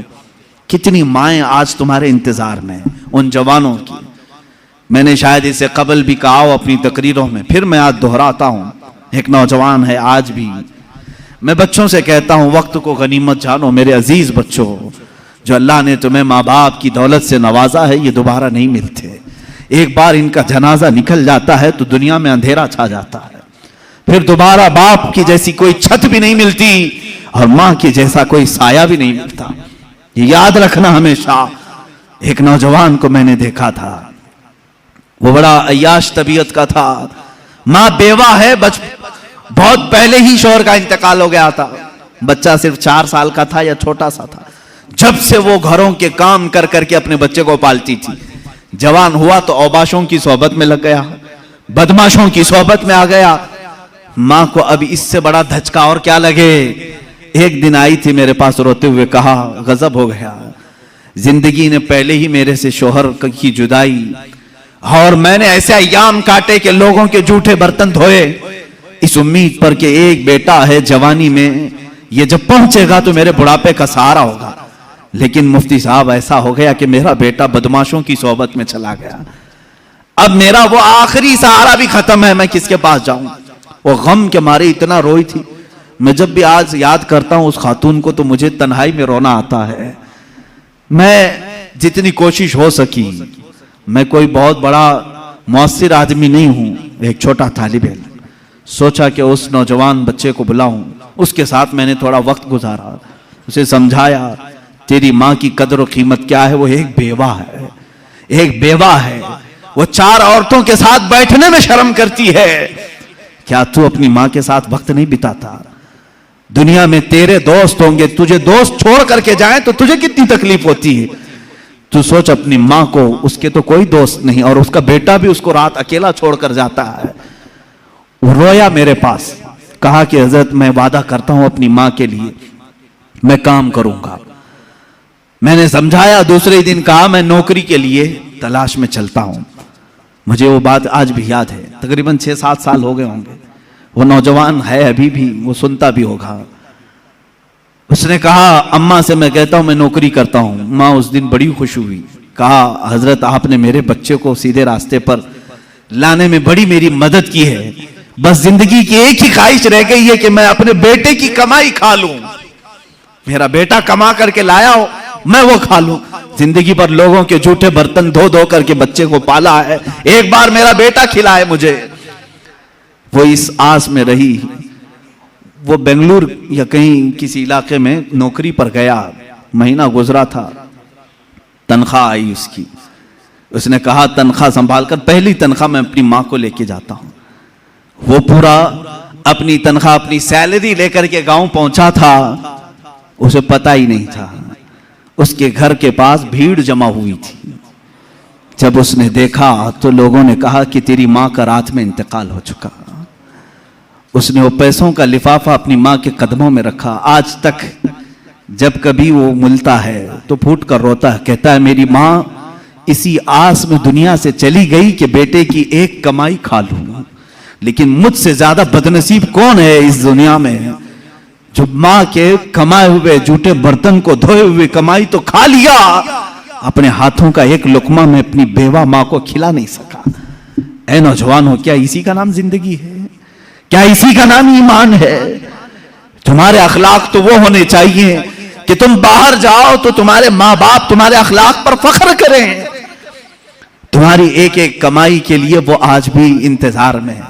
ایک بات یاد رکھنا، ماں باپ لالچی نہیں ہیں تمہارے، لیکن صرف ان کی خواہش یہ ہوتی ہے کہ بیٹا اپنے پیروں پر کھڑا ہو جائے۔ جب مرغی اپنے چوزوں کو خود کھاتے ہوئے دیکھتی ہے تو خوش ہو جاتی ہے، پہلے چونچ سے دانے توڑ توڑ کے کھلاتی رہتی ہے، لیکن جب بچے کھانے کے لائق ہو جاتے ہیں تو خوش ہوتی ہے۔ کیا تمہارے ماں باپ کو اتنی بھی خوشی نہیں دینا چاہتے ہو؟ آج اتنا بھی انہیں سکون نہیں دینا چاہتے؟ جنہوں نے ماں باپ کے ساتھ بدتمیزیاں کی ہیں انہوں نے دنیا میں اپنی جہنم خریدی ہے۔ اللہ کے نبی صلی اللہ تعالیٰ علیہ وسلم سے کسی نے پوچھا ماں باپ کیا ہیں؟ حضور نے فرمایا وہ تیری جنت بھی ہے تیری دوزخ بھی ہیں، وہ تیری جنت بھی ہے تیری دوزخ بھی ہے۔ جس نے ماں باپ کے ساتھ برا سلوک کیا اس نے دنیا میں دوزخ خرید لی ہے۔ اللہ کے نبی صلی اللہ علیہ وسلم نے یہاں تک فرمایا میں تو چاہتا ہوں کہ جس گھر میں والدین کا نافرمان ہو اس کے گھر کو آگ لگا دوں، دنیا میں آگ لگا دوں۔ یہ بات یہاں سے نکلی تھی کہ تم امت مصطفیٰ ہو، میرے آقا کے اخلاق تو یہ تھے۔ عام خاتون جو دنیا کی ہے، مدینے کی گلیوں میں بوڑھی عورت ہے، پھٹے کپڑے ہیں، الجھے بال ہیں، اس کی بات سننے کے لیے پورے کائنات کا آقا کھڑا ہو سکتا ہے تو ہے میرے عزیز تم اپنی ماں کے لیے تھوڑا سا وقت نہیں نکال سکتے؟ اپنی ماں کے پاس وقت گزارو۔ میں سمجھتا ہوں دنیا کا عظیم وقت ہے، دنیا کا عظیم وقت ہے۔ میں بھی آج اپنی ڈائری میں نے لکھا ہے، میں نے بہت ساری جگہوں پر تعلیم حاصل کی ہے، مدرسوں میں پڑھا ہوں، حفظ قرآن ہوا ہے، عالم پڑھے ہیں یا مفتی کورس کیے ہیں، جہاں جہاں وقت گزارے ہیں، لیکن میں نے محسوس کیا ہے میری زندگی کا سب سے قیمتی وقت وہ ہے جب میرے باپ بیمار تھے اور میں ان کے قدموں میں بیٹھا رہا ہوں، ان کی آخری نصیحتیں سن رہا ہوں۔ اس سے بہتر وقت ہماری زندگی میں نہیں آیا۔ ایک میرے استاد گرامی مرشد گرامی کے پاس گزارا ہوا وقت، وہ میری زندگی کا لب لباب ہے، حاصل کلام ہے۔ میں سمجھتا ہوں میری نجات کا کوئی ذریعہ ہے تو یہی دو وقت ہے، باقی تو میں نے بھی دنیا میں کوئی اچھا کام نہیں کیا۔ لیکن میرے عزیزو یاد رکھو تمہارے پاس، تمہارے والدین کے پاس گزارا ہوا تھوڑا وقت تو ہونی چاہیے۔ خوش کرو ان والدین کو، اور یہ بھی یاد رکھنا آج وہ تمہارے والدین ہیں، کل تم کسی اور کے والدین بننے والے ہو، کل تم بھی باپ بنو گے، تمہارے سامنے بھی تمہارے بچے آئیں گے اور تم اس وقت درد کی سسکیاں لیتے رہو گے، سوچو کہ میرا بیٹا جواب دے رہا ہے کتنا برا لگ رہا ہے۔ اس وقت احساس ہوگا جب میں نے ماں کو تانا مارا تھا تو میری ماں کا کلیجہ کیا ہوا ہوگا، آج میرا بیٹا مجھے الٹا جواب دیتا ہے تو میں ٹوٹ جاتا ہوں، میں نے تو باپ کو اس سے بھی سخت جملے کہے تھے، میرا باپ کتنا ٹوٹا ہوگا۔ اس دن تمہیں احساس ہوگا، اس دن تمہیں خیال آئے گا۔ اس لیے اپنے ان اخلاق عالی کو آج اپنی زندگی میں لے آؤ۔ میرے آقا صلی اللہ تعالیٰ علیہ وسلم کے اخلاق کریمانہ پر گفتگو کرنی تھی، مگر میں बीच में यहां पर थोड़ी सी गुफ्तगू के लिए रुक गया। बहरहाल अल्लाह के हबीब सल्लल्लाहु ताला अलैहि वसल्लम के अखलाक के करीमाना ये कि कमजोरों में आपने जिंदगी गुजारी, हर कमजोर की बात सुनते रहे। एक सहाबी हैं ज़ाहिर बिन हराम अशजई रज़ियल्लाहु ताला, निहायत गरीब सहाबी थे, गांव के रहने वाले थे और सब्जियां जमा करके मदीने में बेचने के लिए आते थे। सब्जियां लेकर, ताजी ताजी सब्जियां लेकर के मदीने में आते, और उनकी आदत थी हर पहली सब्जी हुजूर के पास लेके आते थे, हुजूर की बारगाह में पेश करते। अल्लाह के नबी सल्लल्लाहु अलैहि वसल्लम ने अपनी हदीस में उनका मकाम बयान किया। एक गांव से आने वाले साहबी, देहात के रहने वाले, हुजूर ने फरमाया, ऐ लोगों, दुनिया में जितने इंसान हैं, हर शहर में रहने वाले आदमी का एक गांव वाला कोई ना कोई दोस्त होता है और हर गांव वाले का एक शहरी दोस्त होता है। हुजूर फरमाते हैं मोहम्मद का देहाती दोस्त ज़ाहिर बिन हराम है। हुजूर सल्लल्लाहु अलैहि वसल्लम ने उनसे कहा, ये मेरा देहाती साथी है, मेरा गांव वाला दोस्त है, दुनिया में ये मकाम किसी और को मिला ही नहीं। ज़ाहिर बिन हराम, उनके साथ हुजूर ने क्या मामला फरमाया। एक दिन वो सब्जियां बेच रहे थे और वो काले कलर के थे, कपड़े पुराने पहने हुए आते थे। लोग, जाहिर सी बात है, सब्जियां बेचने वाले, काम काज करने वाले, खेती बाड़ी का काम करने वाले लोग सब्जियां लेकर के दूर से ही चले जाते हैं। एक दिन बाजार में खुद मेरे आका सल्लल्लाहु अलैहि वसल्लम तशरीफ लाए और वो आवाज दे रहे थे, कोई है सब्जी लेगा, ताजी ताजी सब्जी, ताजी ताजी सब्जी। हुजूर पाक सल्लल्लाहु अलैहि वसल्लम पीछे से आए और उनकी पेशानी पर, उनकी आंखों पर अपना हाथ रख दिया, उनकी आंखों पर हाथ रख दिया और फिर उसके बाद खामोश खड़े रहे। वो सहाबी ने देखा, खुशबू से महसूस कर लिया, ये कायनात का अफजल व आला अशरफ व अकमल इंसान मेरे से पीछे है।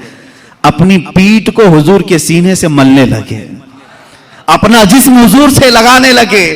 हुजूर पाक ने मुस्कुराया और फिर बाजार वाले देखते रहे। बाजार वालों को हुजूर ने फरमाया, ऐ लोगों, कोई मुझसे इस गुलाम को खरीदेगा, कोई खरीदेगा? जबकि वो हुजूर के गुलाम नहीं थे। हुजूर पाक सल्लल्लाहु अलैहि वसल्लम ने जब ये एजाज के साथ उन्हें नवाजा तो उन्होंने कहा, या रसूल अल्लाह सल्लल्लाहु अलैहि वसल्लम, मुझ जैसे की भी कोई कीमत है, मुझे कौन खरीदेगा? काला कलोटा हूं, फटे लिबास में रहता हूं, खेती बाड़ी का काम करता हूं।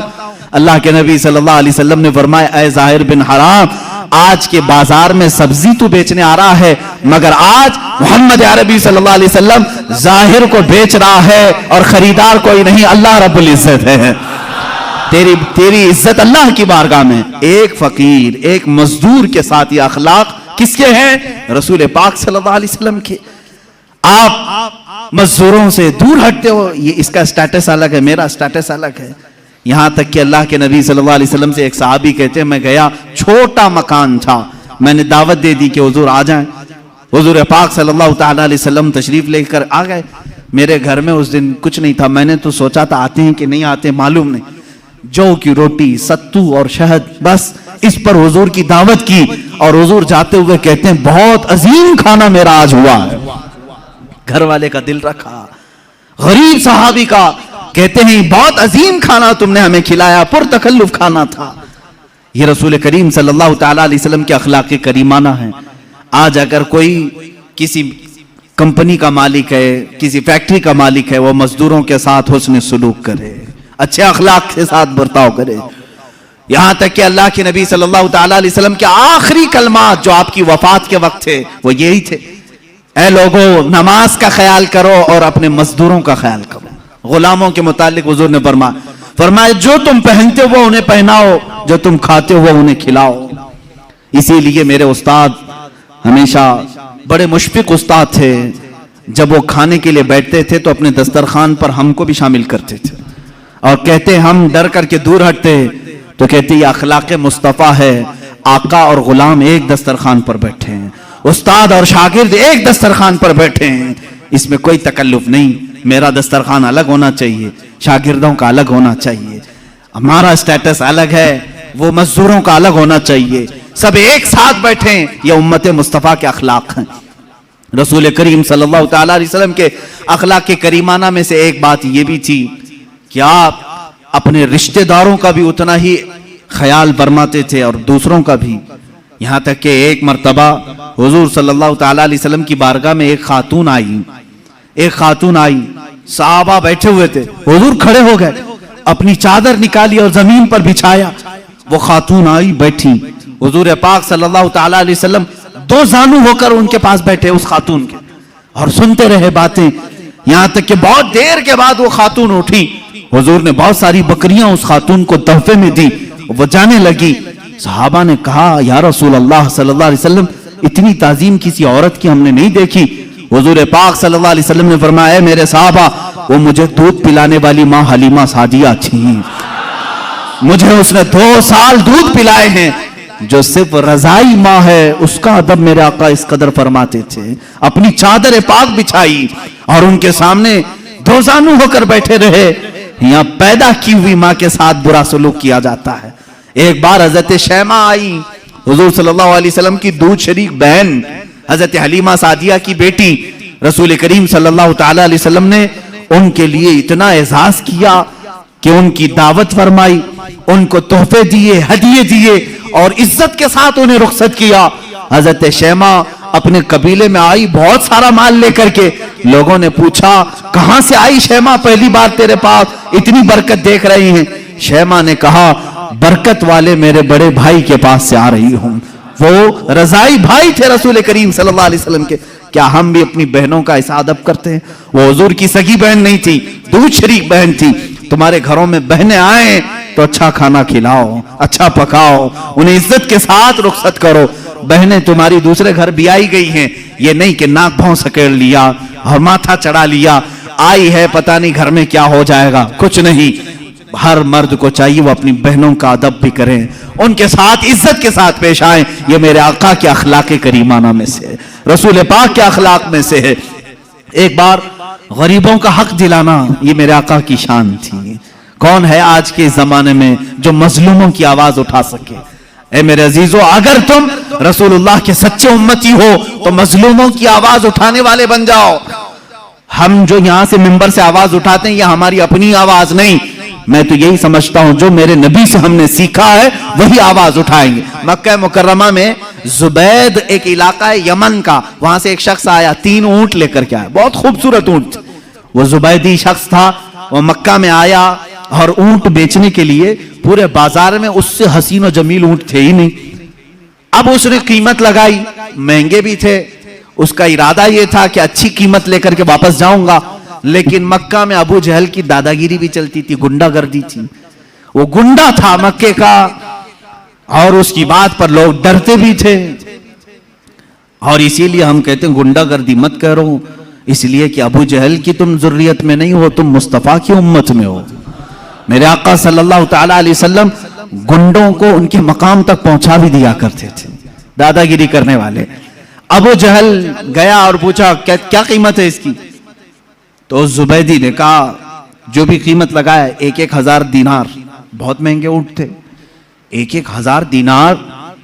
ابو جہل نے کہا یہ تینوں اونٹوں کی جو قیمت ہے نا اس کا 1/3 میں دوں گا بس، یعنی 1,000 دینار میں پورے اونٹ دے دے بس، اس سے زیادہ نہیں۔ اب ابو جہل اتنی کم قیمت لگایا تھا جو مکہ کے بازار میں بھی نہیں تھی، اس کا حق مار رہا تھا جو یمن سے بازار میں بیچنے آیا تھا، لیکن بات یہ تھی کہ ابو جہل کی قیمت کے بعد پھر دوسرا کوئی قیمت لگانے کو تیار بھی نہیں ہوتا۔ اب بازار میں کوئی نہیں آ رہا اس سے زیادہ دینے کے لیے، اب اس سے زیادہ دے گا تو ابو جہل اس کو مارے گا، میری بولی پہ تو کیسے بولی لگایا، کیا تو میرے سے بڑا سیٹ ہے؟ وہ زمانے کا سیٹ بھی تھا، مارتا تھا لوگوں کو۔ اب وہ پریشان ہو گیا یمنی زبیدی شخص، اخیر کار وہ کئی لوگوں کے پاس گیا، بڑے بڑے اشراف مکہ جو تھے ان کے پاس گیا، ریکویسٹ کیا کم سے کم میرے جانے بھر کا ہو جائے، یمن پہنچنے کا قیمت بڑھا دو، تھوڑی میرے اونٹوں کی قیمت بڑھاؤ، دیکھ نہیں رہے بہت قیمتی اونٹ ہیں۔ کوئی اس کی نہیں سنا، یہاں تک کہ حضور پاک صلی اللہ علیہ وسلم حضرت ابو بکر، حضرت عمر، حضرت عثمان کے ساتھ حرم کعبہ میں بیٹھے ہوئے تھے، مکہ مکرمہ میں بیٹھے ہوئے تھے۔ وہ شخص حضور پاک صلی اللہ علیہ وسلم کے پاس سیدھا آیا اور کہا اے اہل قریش، تمہارے ہاں تجارت کے لیے کون آئے گا؟ تمہارے ہاں غریبوں کا استحصال کیا جاتا ہے، ظلم کیا جاتا ہے, قیمتیں گھٹا کر کے لی جاتی ہیں, گنڈا گردی ہے, دادا گیری ہے, کون آئے گا تجارت کرنے؟ حضور پاک صلی اللہ علیہ وسلم کھڑے ہو گئے, کہا کون تیرے ساتھ گنڈا گردی کیا, کون ہے تیرے ساتھ دادا گیری کیا؟ اس نے اپنا پورا واقعہ سنایا, میرے اونٹوں کی اتنی قیمت میں نے لگائی. ابو جہل نے گرا کر کے اتنی قیمت لگائی اور اس کی قیمت کے بعد کوئی دوسرا قیمت لگانے کو تیار ہی نہیں. حضور پاک صلی اللہ علیہ وسلم نے فرمایا چل میں تیرے ساتھ چلتا ہوں. بازار میں حضور تشریف لائے, بازار میں آئے اللہ کے نبی صلی اللہ تعالی علیہ وسلم, پورے بازار میں کوئی ان اونٹوں کو خریدنے کی ہمت نہیں کر رہا ہے. حضور نے سارے مجمع میں پکار کر کہا تیرے اونٹوں کی کیا قیمت ہے؟ اس نے پہلے جو قیمت بتائی وہی بتائی, یہ اونٹوں کی قیمت ہے. اللہ کے نبی صلی اللہ علیہ وسلم نے فرمایا منظور ہے, مجھے منظور ہے. ابو جہل بھی کھڑا تھا, خاموش کھڑا تھا, دیکھ رہا تھا کہ کون قیمت لگائے گا. حضور نے لگایا, 3000 درہم دینار دیے اور تینوں اونٹ لے لیے اور خود بازار میں کھڑے ہو گئے. اب کوئی مجھ سے اونٹ خریدے گا؟ کوئی ہے جو مجھ سے اونٹ خریدے؟ حضور نے تجارت بھی سکھائی, یہاں تک کہ حضور پاک صلی اللہ تعالی علیہ وسلم نے 2 اونٹوں کی قیمت وہ رکھی جو اس نے 3 اونٹوں کی رکھی تھی, بڑھا کر کے, یعنی 3 اونٹوں کی 3000 تھی, حضور نے 2 اونٹوں کی قیمت 3000 رکھی اور اسی وقت بازار میں خریدار بھی آیا اور بک بھی گیا. ایک اونٹ فائدے میں بچا رہا. 3000 جو حضور نے اس کو دیے تھے وہ 3000 2 اونٹوں میں واپس آئے, ایک اونٹ فائدے میں بچا رہا. اس ایک اونٹ کو میرے آقا صلی اللہ علیہ وسلم نے بیچا, دوسرا خریدار آیا اور وہ پورے مال کو وہی یمنی زبیدی شخص کے حوالے کیا, اپنے اہل خانہ کو, اپنے گھر والوں کو سب میں تقسیم کیا. یہ سب ماجرا دیکھ رہے تھے. ابو جہل کھڑا تھا, سیدھے حضور چلتے ہوئے ابو جہل کے پاس آئے, سیدھے اس سے کہا یا عمر, اس کا نام عمر تھا, اے ابو جہل, اے عمر, آئندہ دوبارہ کسی بھی مظلوم کے ساتھ ایسا معاملہ نہ کرنا, ورنہ تیرے ساتھ وہ سلوک ہوگا میری جانب سے جس کو تو کبھی زندگی میں پسند نہیں کرے. اس نے کہا ٹھیک ہے, میں وعدہ کرتا ہوں آئندہ سے کسی کی قیمت نہیں گراؤں گا. بھیگی بلی بن گیا, ڈر گیا اتنا جس کے رعب سے سارے لوگ ڈر رہے تھے.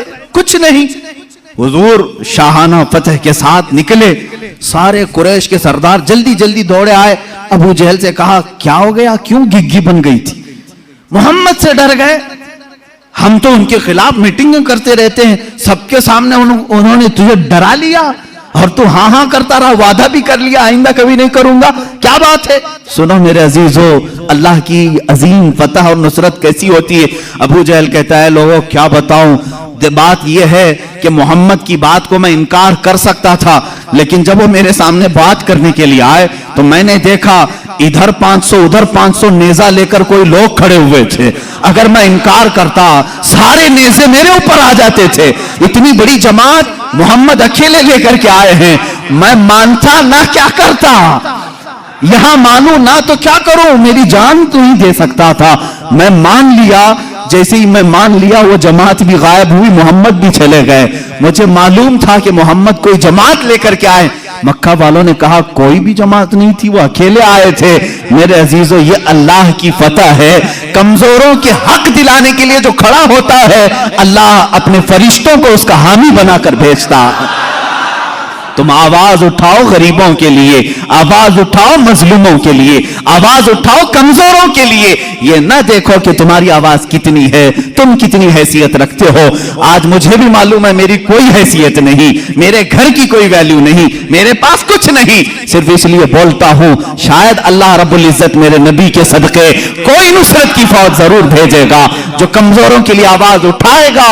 میرے نبی کے لیے جیسے اللہ نے مدد بھیجی, اپنی امید کے امت کے لیے بھی ضرور وہ مدد نازل کرے گا. اے مسلمانوں, میرا یہی میسج تھا, اللہ کے حبیب کے اخلاق کو اپنا لو. اللہ کے رسول صلی اللہ تعالی علیہ وسلم سے عظیم اخلاق کسی اور کے نہیں ہیں. رحم کے معاملے میں, معاف کرنے کے معاملے میں, سچ بولنے کے معاملے میں, وعدہ وفائی کے معاملے میں, امانت کے معاملے میں, اور لوگوں سے ملاقاتوں کے معاملے میں، ایک دوسرے کو کھلانے کے معاملے میں، ایک دوسرے سے بات کرنے کے معاملے میں، ایک دوسرے کے دکھ درد میں شریک ہونے کے معاملے میں، لوگوں کے جنازے اٹھانے کے معاملے میں، بیماروں کی عیادت کرنے کے معاملے میں، بچوں کو مسکرانے کے معاملے میں، عورتوں کی باتیں سننے کے معاملے میں، بیواؤں کا بوجھ اٹھانے کے معاملے میں، ہر چیز میں میرے آقا کے اخلاق کی کوئی مثال نہیں۔ مکہ کی ایک بوڑھی عورت اپنا سامان لے کر کے کھڑی ہے، میرے آقا اس کے پاس چلے گئے، بی بی کہاں جا رہی ہے؟ کہا ایک مزدور چاہیے میرا سامان اٹھائے اور لے جائے۔ حضور نے کہا میرے کندھے حاضر ہیں، میں لے چلتا ہوں۔ اس بوڑھی عورت کے سامان کو اپنے کندھوں پر اٹھایا، وہ خاتون جہاں تک کہتی رہی حضور چلتے رہے۔ ایک گھر میں جا کر اس خاتون نے سامان اتروایا، صاف کر کے حضور نے اس کو اس گھر میں شفٹ کیا۔ میرے آقا نے پوچھا یہاں کیوں آئی بڑی بھی؟ وہ خاتون کہتی بیٹا بات بتا رہی ہوں غور سے سن لے، مکہ میں محمد نام کا ایک جادوگر آیا ہوا ہے، اس سے ڈر کر کے میں مکہ چھوڑ کر یہاں آئی ہوں، مکہ چھوڑ کر یہاں آئی ہوں۔ کہا محمد نام کا جادوگر آیا ہے، اس کا جادو سب پر چل جاتا ہے، میں نہیں چاہتی کہ میرے اوپر بھی جادو ہو جائے، میرا دین بدل جائے، میں مکہ چھوڑ کر یہاں آئی ہوں۔ میرے آقا کی آنکھوں میں آنسو آ گئے، کیا پروپیگنڈا پھیلایا تھا شیطانوں نے، ظالموں نے، کافروں نے۔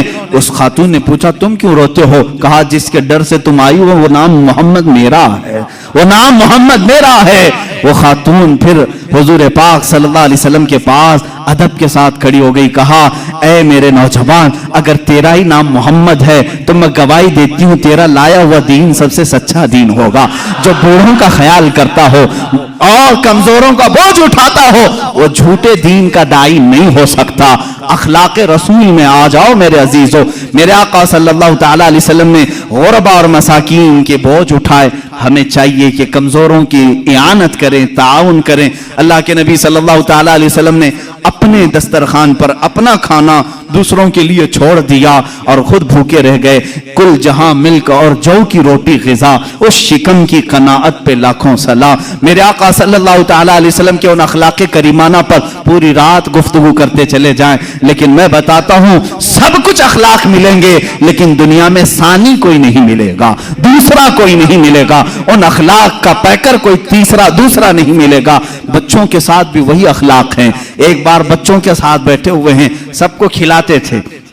جب بھی حضور تجارت سے آتے تھے کیفیت صحابہ بتاتے ہیں حضور مدینے میں انٹر ہو رہے ہیں یا مکہ میں داخل ہو رہے ہیں تجارت کے بعد، حضور صلی اللہ علیہ وسلم پورے محلے کے بچے بھاگتے ہوئے حضور کے پاس آتے، کوئی جبے سے لٹک گیا، کوئی کندھے سے لٹک گیا، کوئی کہاں لباس پکڑا ہوا ہے، حضور کسی کو روکتے نہیں، سارے بچوں کے ساتھ آتے اور تجارت میں ان کے لیے کچھ نہ کچھ لائے ہوتے، سب بچوں کو وہ گفٹ دیتے اور سب ہنسی خوشی چلے جاتے۔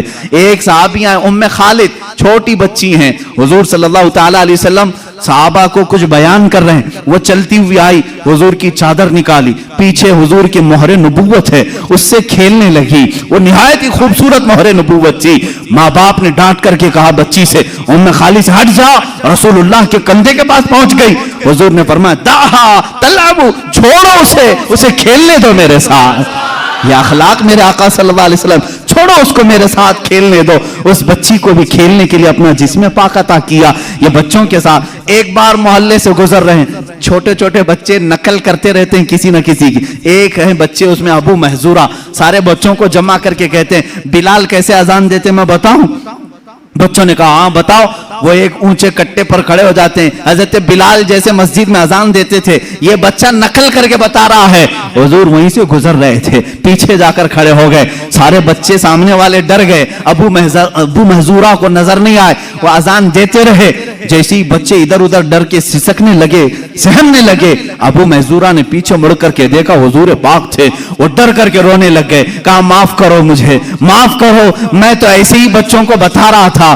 ظاہر سی بات ہے کسی کی نقل کرتے ہوئے پکڑا جائے دوسرے لوگ مار ڈالیں اسے، بدتمیز بد اخلاق نہیں۔ میرے آقا نے کہا آؤ ادھر، مسجد نبوی لے آئے اور اونچے ٹیلے پر کھڑا کیا، کہا جیسے نقل کر رہے تھے پھر کر کے دکھاؤ، پھر کر کے دکھاؤ بلال کیسی اذان دیتے ہیں۔ ابو محذورہ نے جب دیکھا میں نے غلط نہیں کیا تھا، اب خوشی کے مارے اذان دینے لگے۔